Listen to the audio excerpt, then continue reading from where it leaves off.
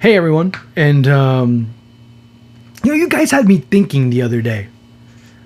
There were certain things that I said the other day that I had to go back and really, you tend to do that a lot when you tend to do these types of things off the cuff, which is what I tend to do. I don't have anything scripted. I don't have anything. I have an idea of what I'm going to say, but I don't have anything scripted per se in terms of how to say it or how to approach it. But I do have an idea of what I usually want to say. I remember one of the last ones that I did, and I talked about. I understand where the owners of European clubs, the boards of European clubs, and the like are standing in terms of letting players go during such an uncertain time. But the more I thought about it, you know what?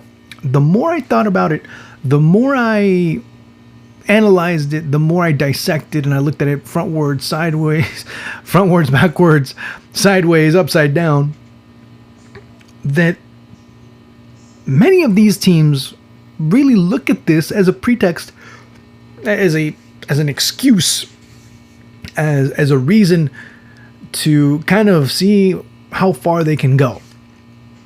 And what I mean by that is obviously there's a sense of understanding. There is a sense of empathy. There's a sense of relating in terms of the situations that clubs go through and trying as best as possible in some cases. Some really don't give a shit. And if a player played on Friday and they have to play him again on Tuesday or Monday or whatever, that's, of course, you have a lot of that as well, yes. But where I'm coming from is clubs during this time of year are obligated to release their players to go play for their national teams. And it's all fine. But now they're trying to find ways to kind of duck through those obligations, not let them go, block their release, all these types of things. To a certain extent, in England in particular, they were successful in doing so.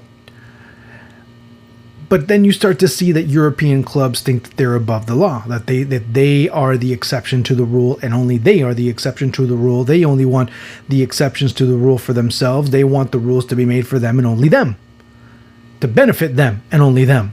And you start to see that more and more evident with each and every passing day, with each and every passing FIFA date, with each and every passing transfer market, and maybe even to an extent with each and every passing year. You see that more and more evident. More and more evident could be that many of these clubs have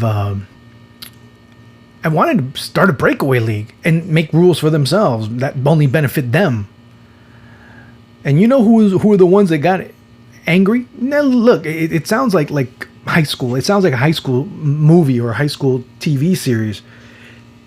For the most part, the teams that were against it, at this point, you can start saying that they were angry for one reason only. And it was because they didn't get invited to the party. Of course, many backed down quickly when they started saying, oh, there's no plan B to this, let me back out now. Because there wasn't a plan B to the Super League. And it's becoming more and more apparent that the Super League that's been talked about is the Premier League. Something like 660 million euros were spent in the last transfer market. That was 5 times more than what Serie A and La Liga were able to were spending. 5 times more than those two leagues combined. And if you add that, it's like 4 times more of what Serie A, La Liga, and Liga were able to conjure up in terms of money. That's where I start to see that there's certain selfishness inside of the game. That the European teams only want them and only them to be able to do it. And even the fans too, because a lot of times when you mention it on social media, you end up hearing, but they pay their contracts. Yes, they do. You're absolutely right. But how'd they find many of these players? Playing through their national team. Playing for their club team, yeah, as well. But many because they played with the national team. They had a great World Cup, or they had a great Copa America, or they had great qualifiers, or they had a good run with the national team. But yet you don't want them to go back to that because they don't pay money or anything along those lines. That again, you'd have to delve into in each and every individual case. There's a lot of that players do get injured and all of a sudden the national team turns a blind eye. Oh, that's not my problem. There's a lot of that too. They don't go unscathed in this. But for the most part, it's the teams in the Premier League, and we'll use the Premier League because they're the ones that were most adamant about it, that weren't too happy when the Argentine players that came through just pretty much gave them the middle finger and just walked out, said, nope, you can't tell me what to do, and I'm going to leave. I'll go to Croatia, I'll work out, no big deal. I'll stay in shape, don't worry about me. I'm not staying at some airport in Heathrow, locked in for 2 weeks, not being able to do anything, and end up being unavailable not only to play for you, but unavailable to play for the national team in October. And the more and more you hear it, the more and more you read in South America, the more and more it becomes apparent that the perception in that part of the world is that European clubs are looking to sabotage South American teams. To a certain extent, perception can be reality. Now, how much of a reality is it? That we have to start delving into in another episode, because you'd have to go in a case-by-case situation, in a club-by-club, team-by-team situation in order to truly give a more definitive answer. At that time, you might not even get a definitive answer. So let's keep it real from that point. But for the most part, you saw it in Plaza Leg Global, articles talking about how these national teams have been compromised by some of these moves, these unilateral moves that were made by the Premier League. And let's not just say the Premier League, because it would be unfair to only say them. Zenit St. Petersburg was one of the clubs that was mentioned, especially in the past couple of hours, as they were threatening their players that are with the Brazilian national team and also with the Colombian national team, in case in point with Wilmar Barrios. They were texting him saying, you have to come back. And the big problem is that the FAs intervened and said, no, you're not allowed to do that. So another problem that's going to emerge, that's going to go to the Court of Arbitration in Sport, that is going to be looked at by FIFA, as the FAs are asking for some type of punishment from FIFA handed down to a European club, which I find very difficult. Now you start to see an issue here, because not only are we talking about a union that starts to break apart slowly, you're talking about one of the main allies that UEFA have in their battle against FIFA. And they're kind of doing it to themselves. CONMEBOL is one of the biggest allies that UEFA have right now, with the programs that they've been able to do, with the partnerships that they've been able to establish, the exchange programs that they've been able to do. These types of things can harm a relationship that way. We have to see what Alejandro Dominguez has to say about it, because we haven't heard too much from what the CONMEBOL president has to say, or Alexander Sheffirin as well. He hasn't said too much about it.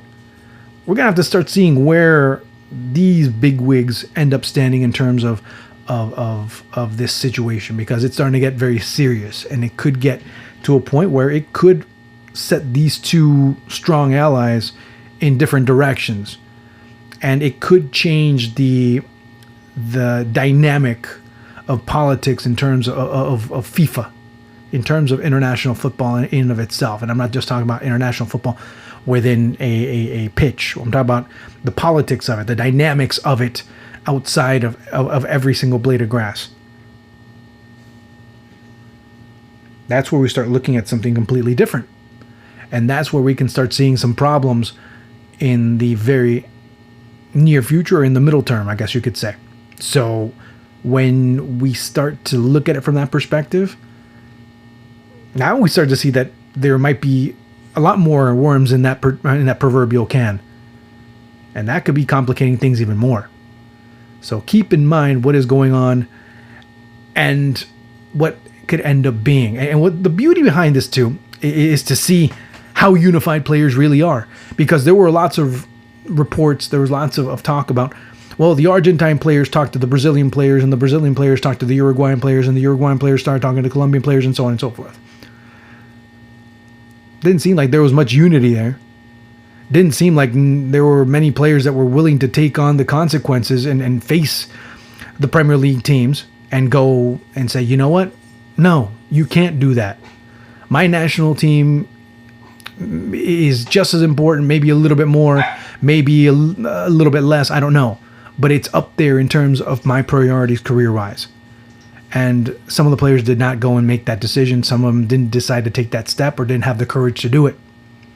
I don't know. I can't specifically say one thing or the other, but they didn't step up and do that. And that is where we end up going into further problems, because you don't see a great deal of unity within South American football. It's a situation where you see every man or every FA for themselves. And that's been the biggest problem, and that's one of the reasons why you see South American football going through the crisis that it is going through right now. With Brazil running away with everything, money-wise, Brazil having the influence, Brazil having a lot of things favoring them, while everyone else is trying to fight for the scraps. Now, that's not Brazil's fault per se, because their economy, their league is more self-sustaining than any of the other leagues pretty much in this part of the world, maybe say for MLS. I mean, if we look at self-sustaining, I think those two are the two leagues that pretty much can sustain themselves on their 2 feet. Liga MX, no. Liga MX cannot sustain itself on its own. Because if it's not for the US, Liga MX is just another Central American league with maybe a little bit more money. But the US helps Liga MX a lot. Maybe more than they tend to credit themselves in terms of audience, in terms of ratings, in terms of money generated by television revenues. That's the big problem. But I digress. You see that there's so many things that are going on in South America that there's really been no unity to be able to come through and come forth for a common cause, and that's why we see South American football lagging in a lot of things, having problems in a lot of things, making desperate moves in a lot of things, and at times going in not just succumbing or kowtowing to the highest bidder, succumbing and kowtowing to any bidder for that matter that comes with money, or the first bidder, which is sometimes even worse. And that's why we see the situation that South American football is in. And right now, if you look at it, it don't look good, and it don't look like there's going to be a solution anytime soon.